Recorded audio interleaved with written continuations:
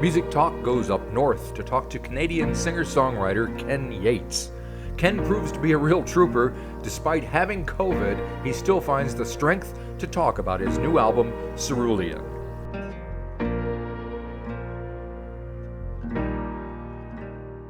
Yeah, of course, it was my first week back on the road, so I knew I was going to get it. Avoided it for 2 years, but once you're back in crowded rooms, it's hard to avoid. Yeah, that was in Nashville you were at? Yeah, in Nashville. Yeah. How'd the show go?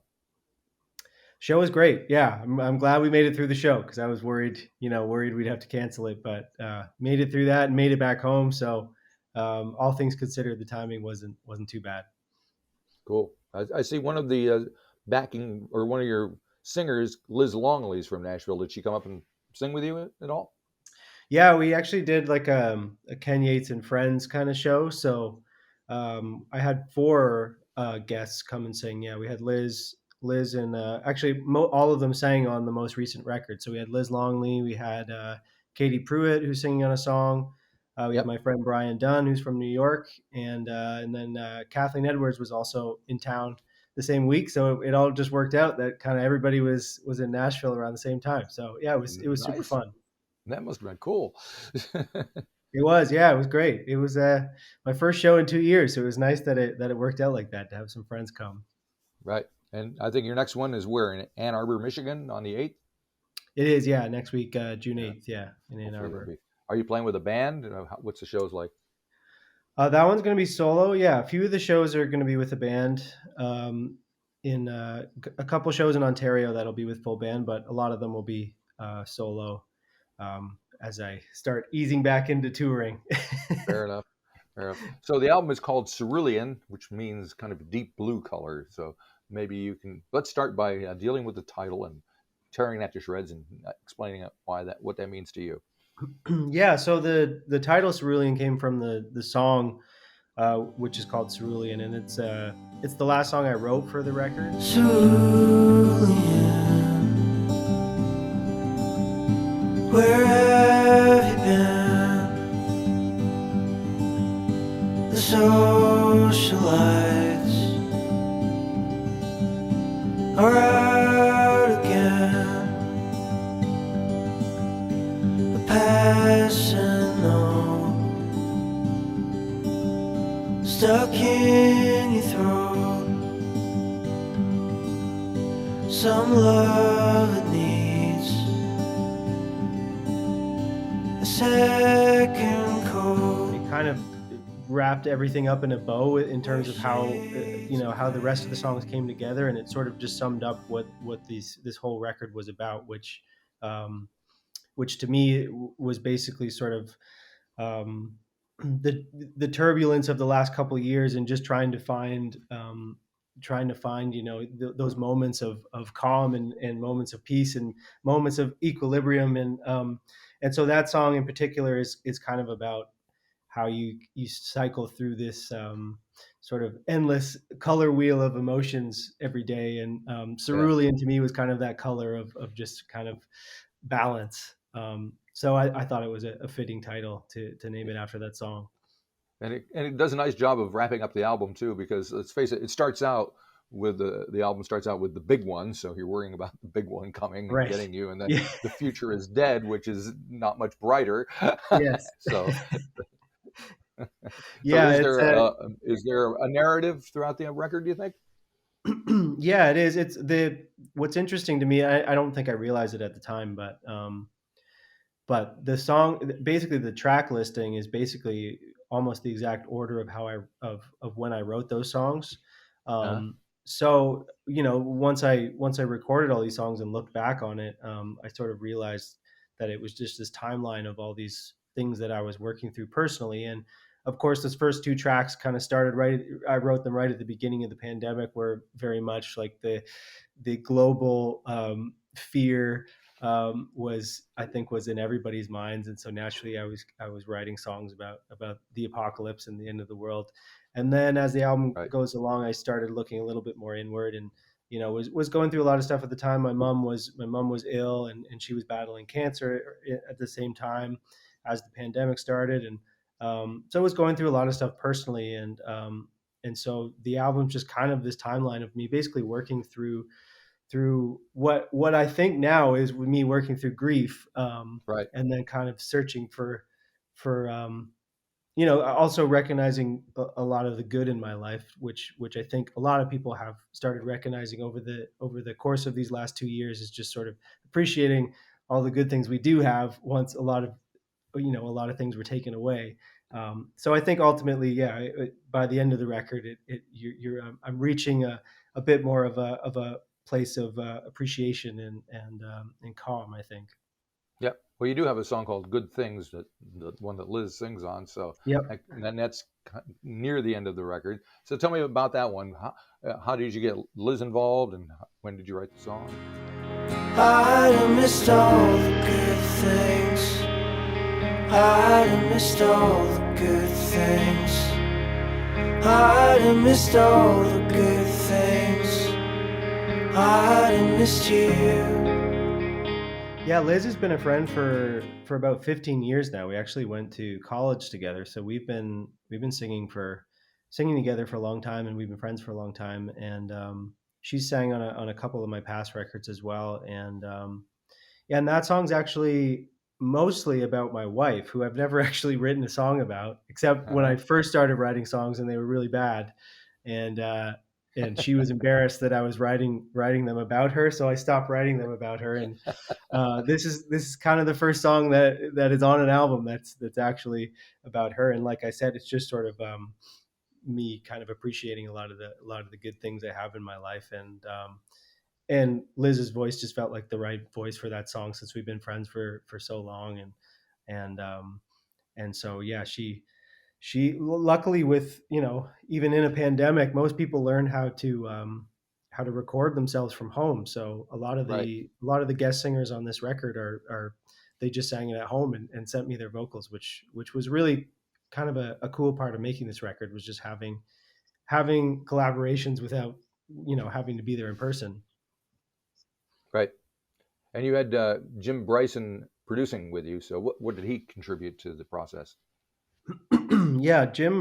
This is my third record with Jim. Yeah. Um, so we've spent a lot of time together over the past few years, and we definitely developed a relationship, and just a working style. And he generally, we have the same taste in music, but he comes to it from a very different place. He comes to it from a punk rock background, where he came up playing in bands and on the road all the Right. time. And I came at it from a more like, I went to music school and I studied songwriting. And so he's kind of the yin to my yang, I guess you would say. And he brings a lot of things to the table that I value, that especially from a arrangement standpoint. He plays a lot of the instruments on the album. He does a lot of the percussion. He does a lot of the piano, a lot of guitar stuff. So, and he's also a really amazing songwriter in his own right. So he brings that side to the table, where he can appreciate not stepping on the songs if you don't need to. So yeah, as he says, his favorite button is the mute button. So he knows how to he knows how to serve the song. Right. So there's the tune called "Half Clenched Teeth" that has a little more production to it, some like distortion at the beginning and end and stuff. Did that Yeah, come from him, from you? Where? yeah. Most of that came from Jim.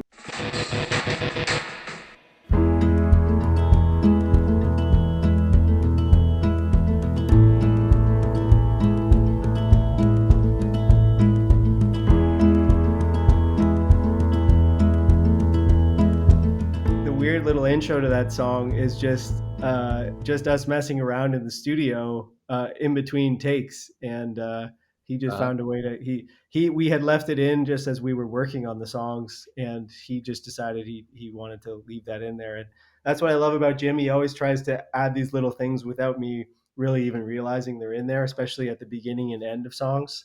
Yeah. And yeah, then he just I told him, I think I told him to get weird with that one, and so he put on the heavy distortion, and put it behind some really folky nylon string guitars. and I think I really love what he came up with on that song. Yeah. And preceding that is a tune called Honest Light, which is one of the more slightly upbeat tunes on the record. And you have someone named Caroline Marie Brooks. And I think there's a video with it and everything. So tell me a little bit about her, the video, the song, whatever you like. You'll get used to it, babe. You'll get used to that honest light. You'll get used to it, babe. You'll get used to not feeling alright. Yeah, so Caroline, she was recording her record with Jim the same time I was. So we did half of our records were done remotely because we were kind of in and out of lockdowns. So Jim was using this program where we could basically, put on our headphones at home and hear what he was doing in the studio. And so, Yep. it was funny because I'd be listening to Caroline's record at the same time because I would leave my live stream on when I was finished with Jim, and then Caroline would come, and all of a sudden I'd hear her record playing. So it just kind of seemed fitting to have her sing on the record since I was, hearing her record being made at the same time as mine was, and yeah, I made her sing it twice, and she was very very patient with me because we decided to speed that song up. Uh, It felt a little slow, so we sped the whole thing up, and it sort of that changed the key of the song, so she had to re-sing it, right. which she was very very gracious to do. But um, yeah, so that whole song is sped up, which actually has this kind of cool effect on everything when you speed everything up at the Yep. same time. It's just a little unnatural, I guess, or kind of Yeah, otherworldly. yeah. And there's also a tune called Consolation Prize with Katie Pruitt. And it sounds like there might be the lyrics maybe reflecting something in real life. I don't know. So nice if you come around and say goodbye. I don't have to ask if you're alright. By now I know you better. And you had a couple kids at 22. Paid your way through culinary school. Anything but ordinary. That song's actually, I wrote it as kind of a sequel to a song from my last record, which is called Quiet Talkers. And Quiet Talkers is about sort of a one night stand, but basically kind of, meeting a stranger and spending a night with a stranger, and having feeling like you're the only two people on earth. And then that song to me never felt like that story was finished. So Consolation Prize to me is sort of looking at that relationship maybe 10 years in the future, and seeing if it ever went anywhere. And with one of the characters inevitably falling in love and the other person not, and Right. how a person may deal with that. But yeah, I would say that song's actually one of the least autobiographical songs on the record, but I just felt like I needed to finish the story of the other song. Right. And are you a skier? I see the video has you on some in the I am a snow. skier. Yeah, I am. Otherwise, we wouldn't have been able to film that video. Yeah. um, Right. Right. yeah. My wife and I are big skiers. We live in Ontario in Canada, and we Yep. just we just moved up to the country actually outside of Toronto, and so in the winters, like our cross country skis are in the car all the time because basically Gotcha. that's our mode of transportation around here, and Yep. our friends do it too, and we I had always talked about doing a ski race video, and the video for Quiet Talkers, which is the prequel to Consolation Prize, also has a skiing Yep. theme to the video. There's a ski Uh, ballet video, so I kind of thought I would try to tie that into it and actually have me skiing in the video this time, which was right. more difficult than I thought it would be. We spent 2 days in like minus 18 degrees, trying to get these racing shots. So we had the camera operator strapped to the back of a snowmobile, and doesn't look like we're going fast, but it felt like we were going Right. fast. I was holding Close on to enough the for back you. of the snowmobile. Very cool. Yeah, I'm familiar with the lake effect. I moved here from Rochester, New York, so just on Okay, the so other you side of know. Lake Ontario. So I Yes, know what's going on there. Yeah. absolutely. Yeah, you I get think it it was just as bad. because yeah, because Toronto and Auckland are very similar feeling cities, but there's much less snow in Auckland. Yes, yeah. The climate's a little nicer in None. Auckland. Yeah, yeah, that's so. So what do you got planned moving forward? Once the album is out, you gonna hit the road on a heavier basis? Yeah, pretty much just touring as much as possible over the next year. And so yeah, we've got a bunch of Ontario shows in June, and then a few festivals over the summer, and then I'm doing more U.S. shows in the fall. I'm doing a co-bill tour with Stephanie Lambring, who's she's singing on this record as well.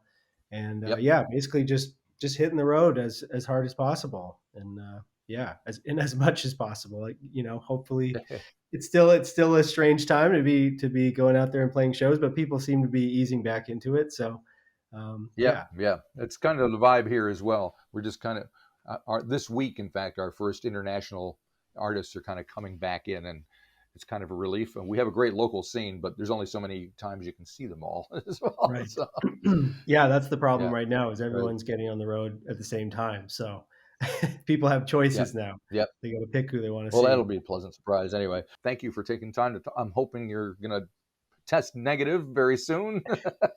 Yeah, thanks, Marty. I appreciate you having me. My pleasure. Have a great day. All right, you too. Cheers.